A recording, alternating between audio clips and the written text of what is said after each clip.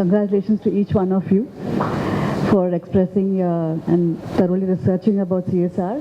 Some of you all were only theoretical, but I will appreciate. Mr. Singh, I never had your name. Bakshish, for going into international cases and bringing in models over here. We do need learnings from all over the world to have a replicable program in India, so we shouldn't lose out on that. And the fair trade concept is a very, very innovative concept. First, I would say it's done by Oxfam, fair trade. They had the second-hand shops where they could ask people to donate, and that product would be sold for a price. That was a CSR done by a particular company. It may be a profit or non-profit organization. So how does this come across? No, you should start looking into more examples other than the Tatas. If you would say there are 1.5 lakh corporates, I would say there are many more, because everyone is mushrooming day by day. And if there's only one person being showcased, that means the rest are not working for visibility. That would be my humble opinion. That means 1,49,999 are doing the CSR not for the sake of brand building or for media publicity. They are doing their own work quietly. And if there is anything wrong in their work, you know about our journalism today, how active they are. Yeah, they have the intelligence section also now coming up. They have the media into all pockets. There's a factory. The first one to enter before the employee is the media, to find out what's wrong, what's happening to this company, who's getting impacted, and what are the measures taken by the corporate to ensure that there's no damage happening to the people around them. If you could check on the point of the 5% of the money allocated for the CSR, I would say it would be 2%, not 5%. And 2% is quite a substantial amount for the corporate to allocate. And that 2% is allocated, they have responsibility to account for the 2% to their stakeholders, which would be their board. And they just can't say, I've donated X number of amount to one particular organization who's delivering this particular program. They have a detailed report at the end of each financial year on their CSR program that is being carried out. And that is available in each of their websites. I would say that it is only 10 to 15% of the corporates who are engaging in CSR out of guilt. This is proven. It's only 10 to 15%. You're producing tobacco, okay, I'll take a program against cancer awareness. Yeah, for cancer awareness, against children chewing tobacco before the age of 14. So this is something out of guilt they do. Okay, I have a chemical factory, I'll do some environment programs. So this is only 10 to 15%. So we just can't make a blanket statement saying that everyone is working for image building. If they would spend the 2% on publicity, having television ads, hoardings, and so many other media tools, why do they need to have a social program at all? So they have a commitment. Okay, one view was their own employees are being benefited. Why not? Are they not society? Are that 500, 600 employees working in the factory, their children being provided tuition or education loan, is that not a CSR of the company to benefit that particular population? That is also. Staff welfare. No, that staff welfare is separate. There is a corporate I will not name in the outskirts of Chennai who has adopted a village, and not only the employee children but also the children who belong to that hamlet are provided free education run by the school run by the corporate themselves. So it is just a fragment, a portion of the staff being benefited out of the process because they live in the vicinity. And one more point which I would like to again point out now is the issues that they work on. So see, the corporates, someone was saying they don't have a vision statement, they don't have a mission statement. Who said so? If you are a computer center, your vision is to impart technical training to youth, then what would their vision be? Obviously education, empowering the youth, providing technical expertise. So they work on these areas. So the vision for the CSR emerges out of the vision of the organization, the bigger objective.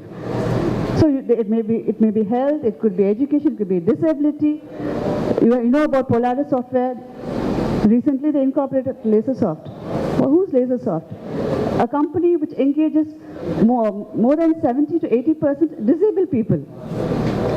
They won the national award recently for empowering the disabled to get equipped in their technical skills. And now that's a pioneer in the software industry. So do not, you may have two opinions, you may support me or not, but be open-minded. Do more research. And before you come out with a statement, be careful and have factual figures saying that, okay, how many of them are false, falsely projecting their CSR programs, and come out with statistics. There should be more authentic data when you share on a platform like this. Thank you. You were mentioning about creative ways of doing things. So can you give some examples of how creatively an organization can work on CSR? Yeah, I can give you an example of Cognizant itself. Cognizant, as you know, is a software company. So their primary skills are computers. So what they have done is, they have over 4,000 volunteers who have enrolled in the outreach program, which is a CSR wing of Cognizant.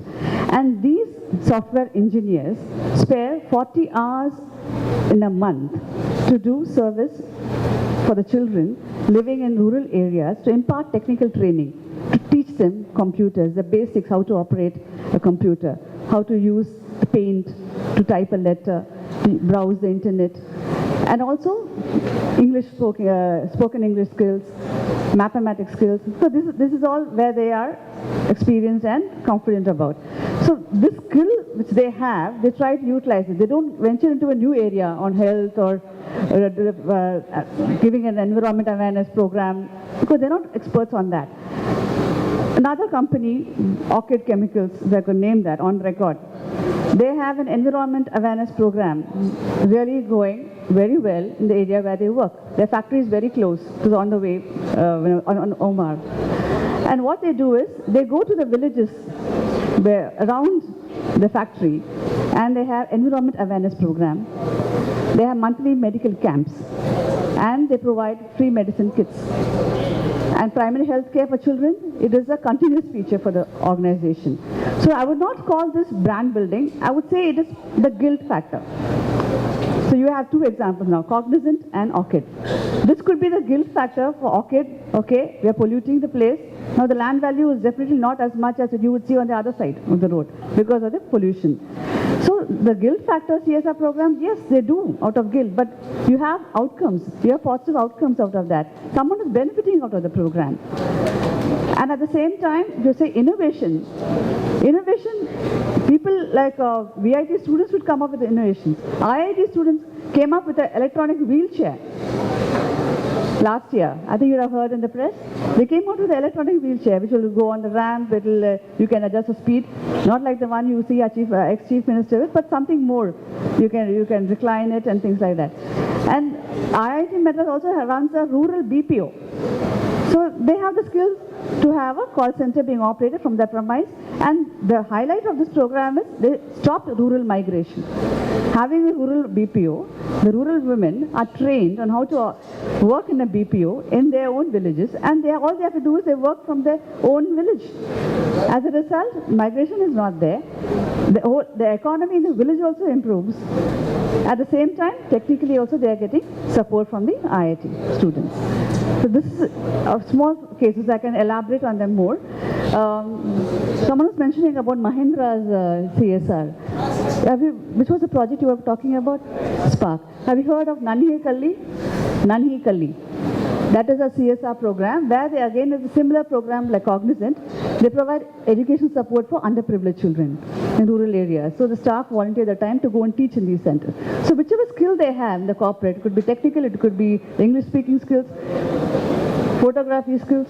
If you are a big photographer and you have a corporate house, advertising agency, what can you do?